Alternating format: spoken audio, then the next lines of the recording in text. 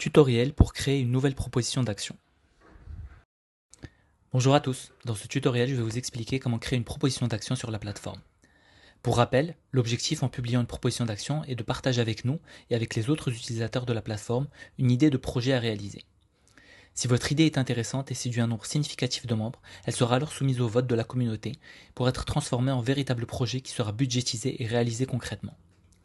Maintenant, entrons dans le vif du sujet. Pour créer une proposition d'action, il faut se rendre sur la page des propositions d'action, à laquelle vous accédez sous l'onglet Travail collaboratif.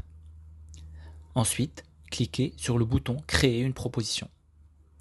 Un pop-up apparaît alors à l'écran qui rappelle les règles de bonne pratique à appliquer pour créer une proposition d'action de qualité, comme le fait de vérifier d'abord que l'idée que vous proposez n'existe pas déjà, ou encore s'assurer que votre idée respecte bien les conditions générales de la plateforme, car dans le cas contraire, elle risque d'être rejetée par les modérateurs.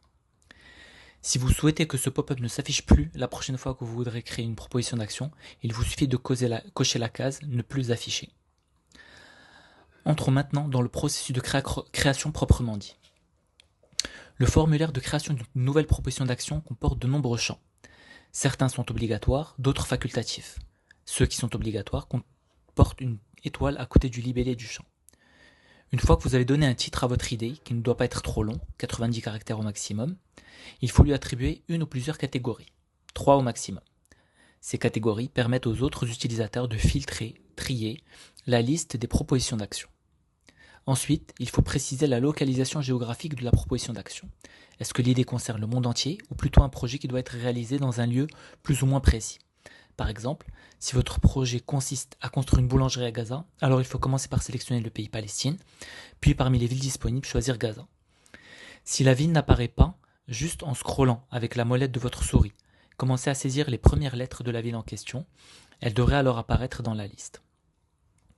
Si la ville que vous recherchez n'apparaît toujours pas dans la liste, vous pouvez nous envoyer un message via le formulaire de contact auquel vous pouvez accéder à tout moment au niveau du pied de chaque page de la plateforme en cliquant sur « Contactez-nous ». En attendant que nous ajoutions la ville manquante, nous vous recommandons de choisir l'option suivante « Autre ville ». Vous pourrez toujours la modifier par la suite.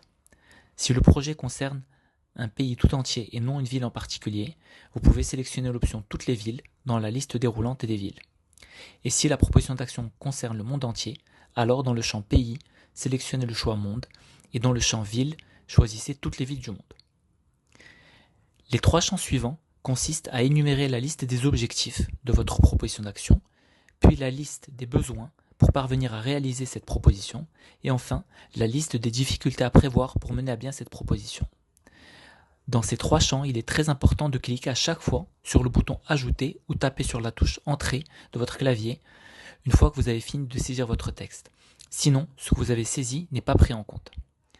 Si vous êtes trompé et que vous souhaitez corriger ce que vous avez saisi, il vous suffit de cliquer sur la petite icône poubelle. Cela effacera la ligne qui ne vous convient pas. Concernant les 2 champs suivants, degré d'urgence et degré d'ambition, tout comme les catégories de la proposition d'action, ils permettent de filtrer et trier la liste des propositions par degré d'urgence et de degré de difficulté. Vient ensuite la description de la proposition proprement dite. Un éditeur de texte est à votre disposition pour améliorer la mise en forme du texte avec des listes à puces, des listes numérotées, etc., comme dans n'importe quel éditeur de texte standard. En dessous, vous avez un champ intitulé « Informations complémentaires » dans lequel vous pouvez saisir une information particulièrement importante que vous voulez distinguer du reste de la description pour la mettre en valeur, comme l'URL d'un site web par exemple. Enfin, on arrive à la section des médias. En effet, vous pouvez ajouter une vidéo, des photos ou même des fichiers PDF à votre proposition d'action. Vous pouvez par exemple enregistrer une petite vidéo de présentation de votre proposition. Cela permettra aux plus fainéants d'entre nous de ne pas avoir à lire la proposition en elle-même et de se contenter de voir sa vidéo de présentation. Si vous n'avez pas fini de remplir le formulaire, mais que vous devez vous arrêter pour une raison ou une autre, vous avez la possibilité de cliquer sur le bouton de mise en brouillon. Ce bouton reste grisé tant que vous n'avez pas au moins commencé à remplir les champs obligatoires. Pour la description, vous n'êtes pas obligé de l'avoir terminé, il suffit juste de l'avoir entamé. Une fois que vous avez rempli tous les champs du formulaire, il vous suffit de cliquer sur le bouton « Enregistrer » pour soumettre votre proposition au modérateur de la plateforme. Dès que votre proposition aura été modérée, elle sera visible par tous les utilisateurs et les visiteurs de la plateforme.